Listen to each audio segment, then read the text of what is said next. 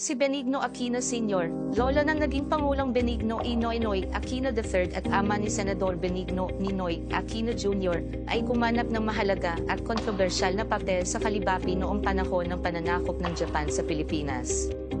Siya ay kabilang sa mga prominenteng opisyal ng Commonwealth na nanatili sa bansa matapos lumisan ang pamahalaang Commonwealth patungong exile noong 1941.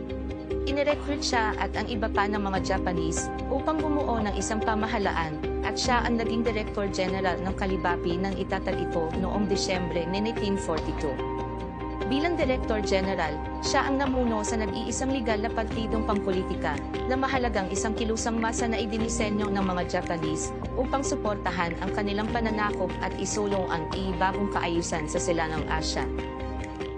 Ay ba't daw sinikap ka rin?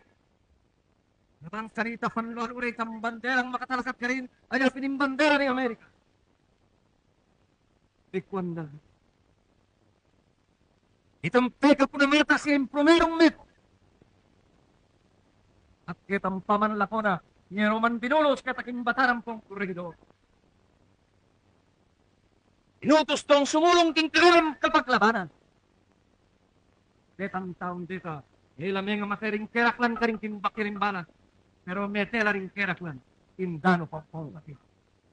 Pero nga ko sa lahat, nung yung Pilipinas yung panluno, bakit itarimo kung batang tetang makat? Ngayon Pilipinas yung panluno, patila sa batang dentang denlunok ka rin kimpanggakinan niya. Bakit na nung sangkan, alang alawang buring imbut, nung mo yung pakabanda. Isang pamilaban ket niya katapos.